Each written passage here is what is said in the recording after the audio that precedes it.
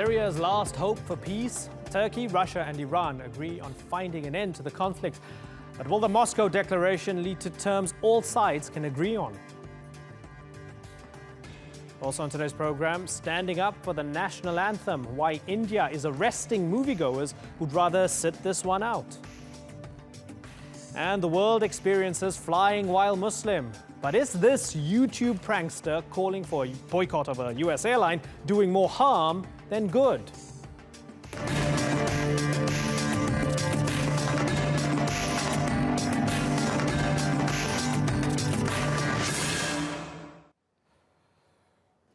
Hello and welcome to the Newsmakers with me, Imran Garda.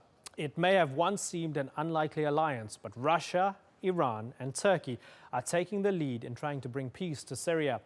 They've agreed to a declaration of key principles future peace talks will adhere to. The United States and the UN were left out of the discussions. Russia and Iran are staunch allies of Bashar al-Assad, and their military support has tipped the balance of this war. For Turkey, Assad having to go has been a clear-cut policy. But with tangible effects from the growing conflict and a lack of action by Western powers, its policy could be shifting. Today's newsmaker is the Moscow Declaration, as we ask if this roadmap will finally put Syria on the path to peace.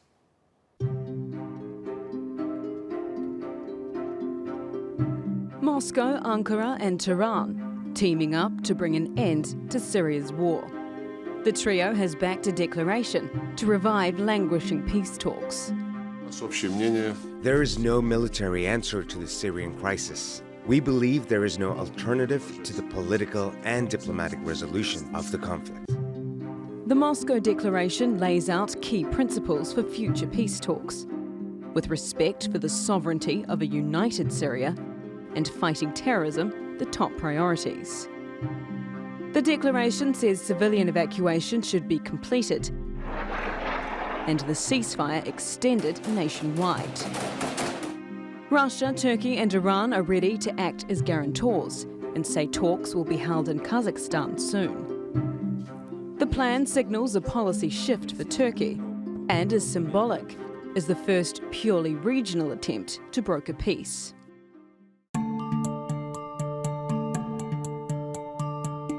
Part of the significance of the Moscow Declaration is in who it has left out.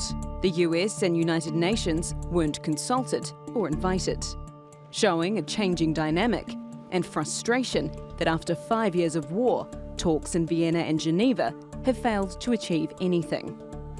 Russia and Iran's military support has tipped the balance of power on the ground in Assad's favour. And Moscow is looking for a way to end the war and assert its power as arbiter. For Turkey, the stakes are high. The war is spilling over its border, with the refugee crisis, attacks by Daesh and the YPG, and this week's assassination of Russia's ambassador to Turkey in Ankara, making the need for peace even more urgent.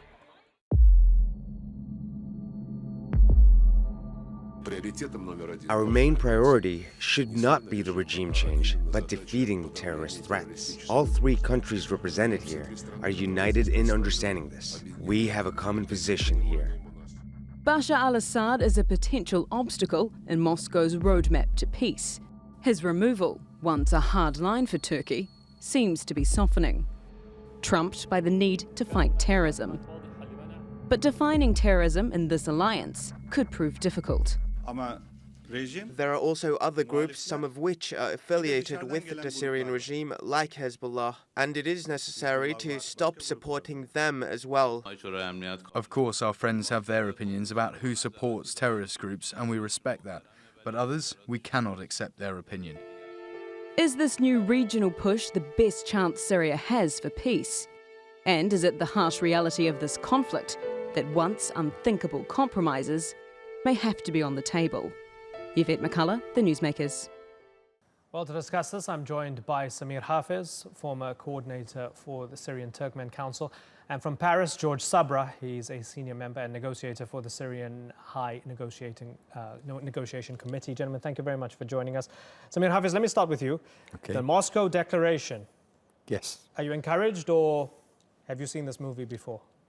No, I'm encouraged for sure, because now Turkey has a new role, and after when we have been into Syria after Jarablus and now in Elbab, that means that Turkey now, as it is on the table talking and having discussions very seriously, and as far as Iran and Russia is on all at the three with this declaration, I think it is a good beginning for Syria. That's what my own feelings. George Sabra, are you as encouraged? Well, first I would like to say hello to my friend, Sure, say hello. a very close friend to me, Mr. Sabra, and say hello to him in Paris too. Okay, there you go. Mr. Sabra, your friend Samir Hafiz says hello. Are you as encouraged as he is? Thank you, Mr. Samir. Really, also, I'm not encouraged because we have so many doubts about Iran and its role, not only on the ground, and also to face and destroy the political process from the beginning. As Iran right now, they didn't recognize the Geneva Declaration #1, dated 2012, which it was the base of the political process.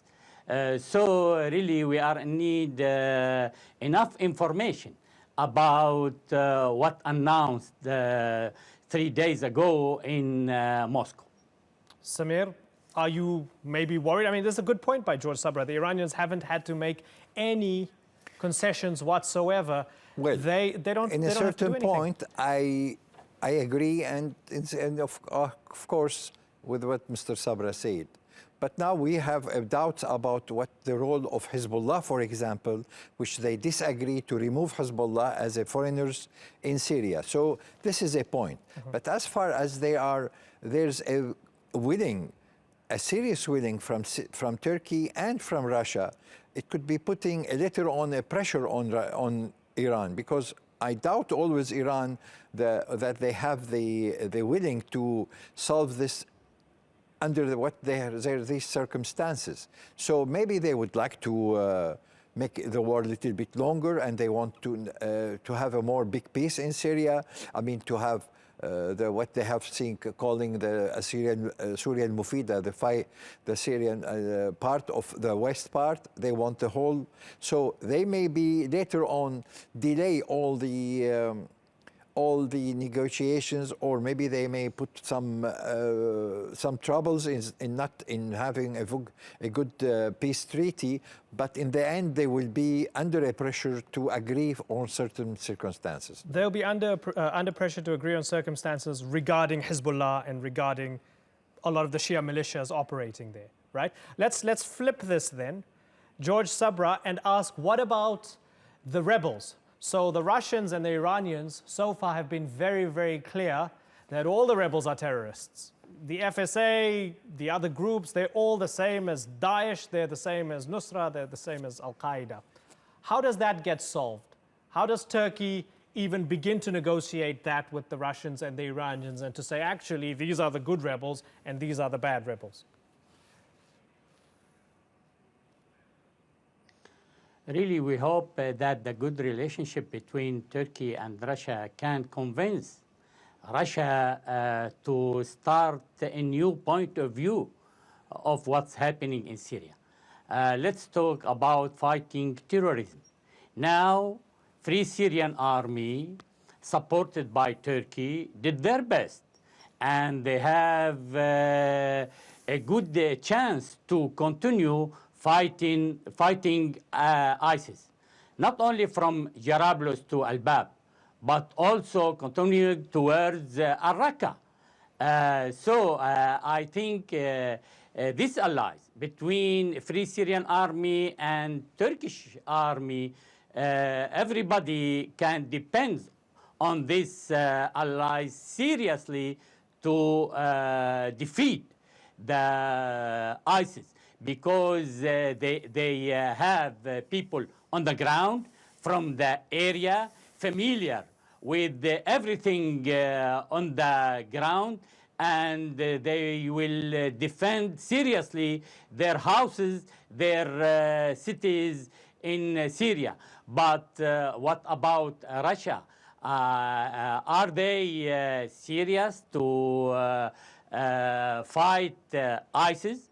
While they were bombing Aleppo, ISIS took Palmyra again, and nobody defend Palmyra, neither Russia nor Bashar al-Assad and his troops. Yeah, that's a good point. I want to ask you, Samir, no United States. I mean, for the past few decades, we've been used to Kissinger and Baker and Condoleezza Rice and Hillary Clinton and John Kerry. Anytime there's a big problem in the world, there's the shuttle diplomacy. The Americans are always there.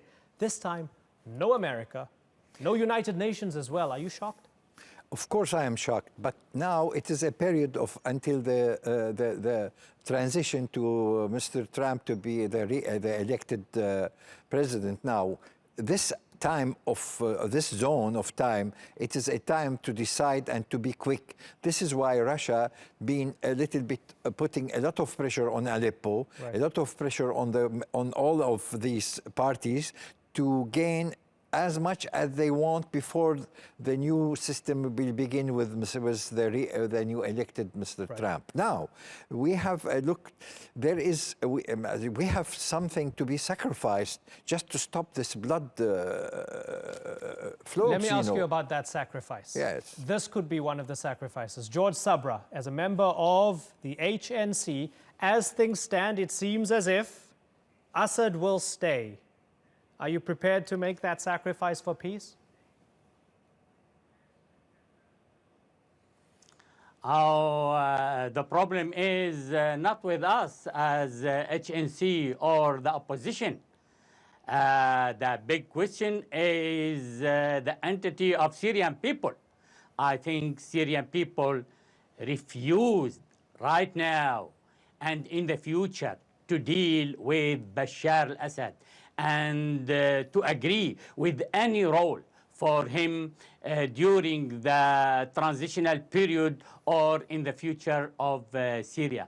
You know, a killing man like this person, everybody in the world said that he can't control Syria anymore.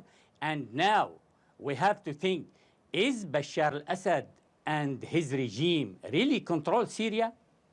I think everybody knows that on the ground there are so many sectarian groups led by Iran and in all over the country, in the sea and on the ground and also in the sky, Russian troops control everything. So we want to be really serious to enter political process, because really we are in need to stop the drama, to stop Syrian tragedy seriously and as soon as possible. Strongly put. Mr. Sabra, we're losing your satellite window in the next few seconds, so I'm going to have to thank you right now from Paris. Thank you very much for joining us. It's been a pleasure having you on the program.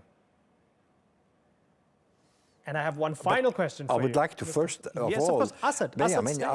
When I said sacrificing, I didn't mention at all the name of Assad. I grabbed Assad, something, yeah. I grabbed it and I expanded on it. Okay. And I'll allow you to finish your point, and then I'll ask the Assad question of you again. The point is now, there is a transition time to cooperate with the system over there and the regime over there with there's in the Geneva Agreement, which is 2245, and there is an agreement in this transition. There could be on the two sides from the opposition and the rebels, and also from the regime, which is really, you can now reconsider the sacrificing, but Assad is a red line in there. The Iranians and the Russians are at the table. They've been backing him from the beginning. At the moment, he seems to be strengthened after he retook Aleppo. I agree with you, but this sounds so hopeful from you that somehow he'll feel, you know, I'm going to be benevolent. Let me step down. I mean, when you feel all this, you can see which is between the lines that Assad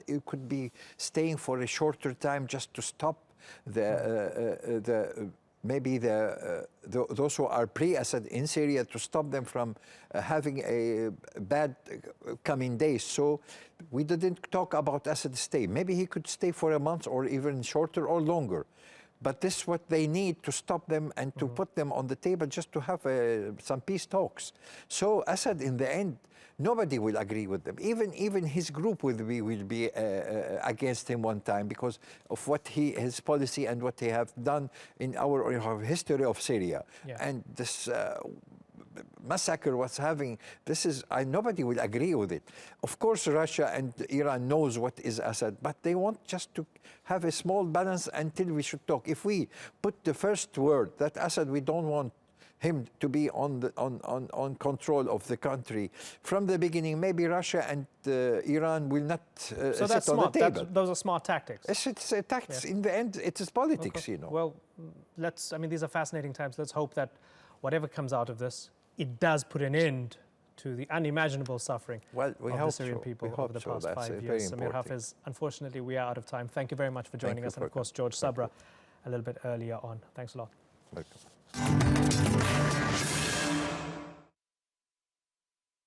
It's a controversial mandate that has sparked protests at an unlikely setting in India. Movie theatres. The Supreme Court of India issued an order last month that cinemas across the country play the national anthem before films and that all moviegoers must stand. At least 12 people were arrested and charged recently with offences of not standing in the southern state of Kerala before being released on bail.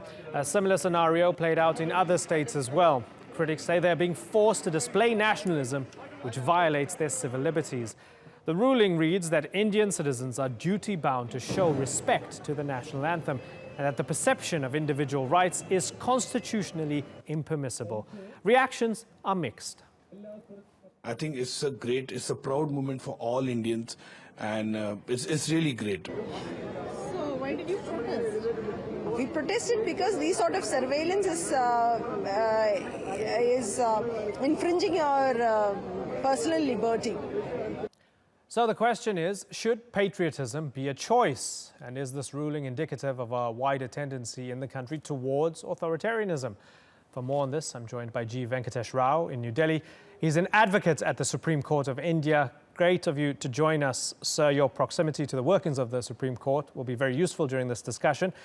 So let me ask you, is it correct to imprison someone for failing to stand when the national anthem is played at a cinema? Well, imprisonment is a harsh treatment, but definitely if it is showing disrespect to the national anthem and the national flag at the time when it is being played, there would be some kind of a sanction from the law. Therefore, I would say that maybe imprisonment is a little harsh.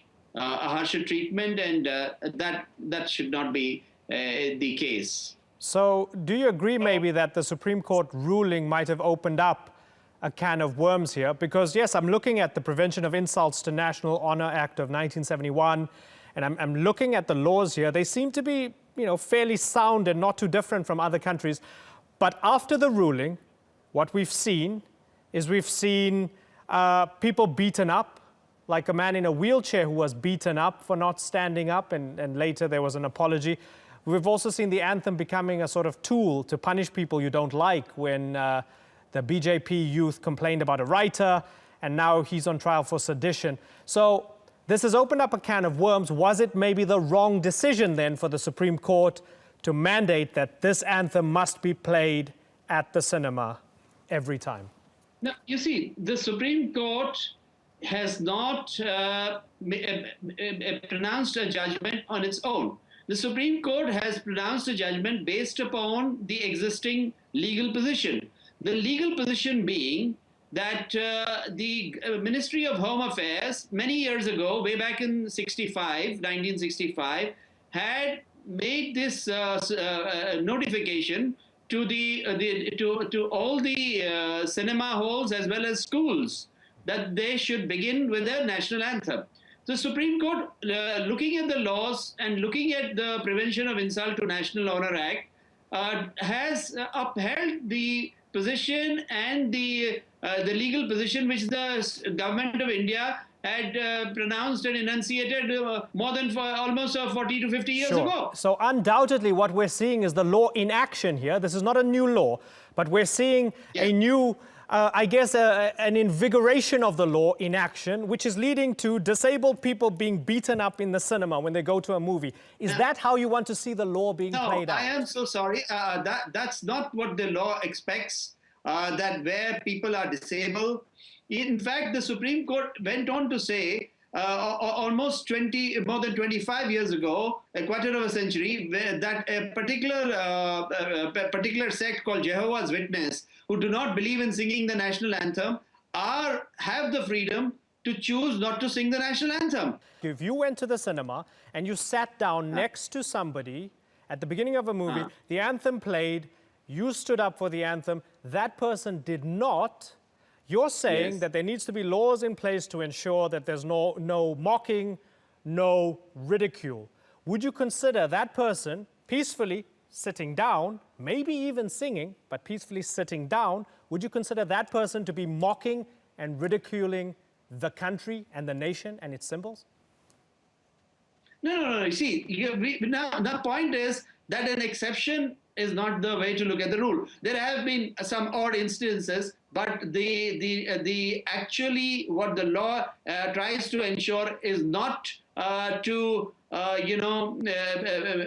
be harsh with those who perhaps are disabled. But those 20 people, 12 in Kerala and 8 in Chennai, were all arrested for sitting down. They weren't arrested for heckling or abuse. They were arrested for not standing up.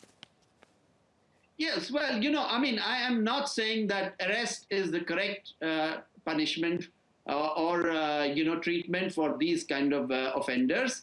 That is far too harsh. I agree with you that it is harsh to arrest people who may have not shown the respect, but at the same time, having said that, the due respect is mandatory for all citizens who should not behave in a manner which would be treated as a ridicule.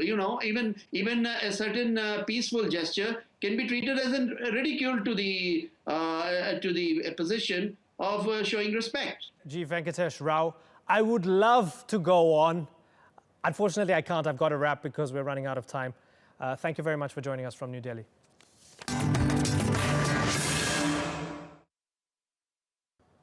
It's time to go off script. Here's what hit our social media feeds on Wednesday. And you guys, are you serious? I'm about to cry right now, seriously. Because we said a word in a different language and there's 6 white people against us bearded men. 6 white people against us bearded men. How would you kick them? I feel uncomfortable. No, you're gonna kick us out once we go outside. That's what's gonna happen. They're gonna kick us out. Delta Airlines, and I have an account with you guys too. I spoke a different language and they're kicking us out. Thank you so much. Thank you. I appreciate it. So crazy. Thank you so being kicked out. Thank you so much, why man. are those white people complaining about these people speaking in a different language? Thank you. I appreciate it. I am upset that that's happening. Really Thank upset. you so much. You kicked them out. So we watched that clip and we were all that guy asking, how could someone be kicked off a plane for speaking Arabic to his mom? His mom! Well, if this wasn't a clear case of racism and Islamophobia, then nothing is. But then some of us thought, hang on, haven't we seen this guy before? Haven't we seen him?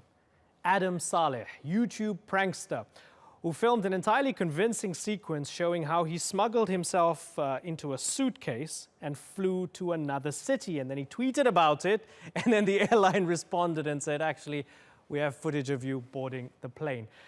In 2014, thousands of us watched in outrage as a video purported to show clear discrimination from the NYPD against men who looked Muslim. We shared it, we discussed it, and then it came out that the whole thing was staged. Yep, same guy, Adam Saleh. In fact, the Council on American Islamic Relations asked Adam Saleh to apologize because he had hurt their advocacy work fighting legitimate cases of discrimination. Which brings us to the plane. Now, people have had strong cases claiming they've been thrown off flights for speaking Arabic, for writing in Arabic, for just doing maths, sometimes for praying.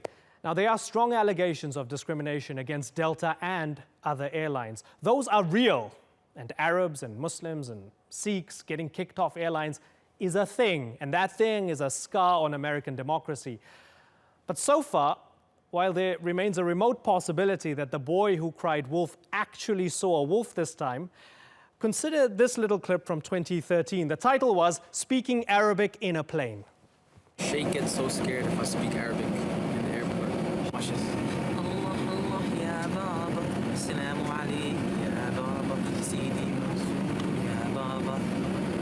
What? You get into trouble.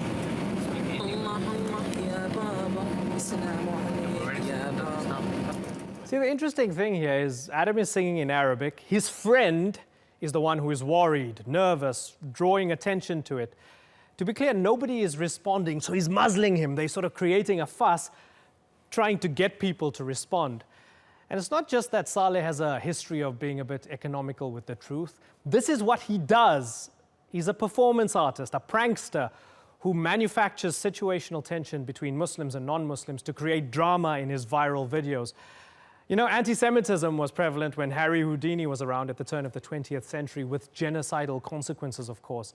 What Saleh is doing is perhaps the equivalent of Houdini saying, hey, those people put me in that box and chained me up and plunged me to the bottom of the sea because they hate Jews.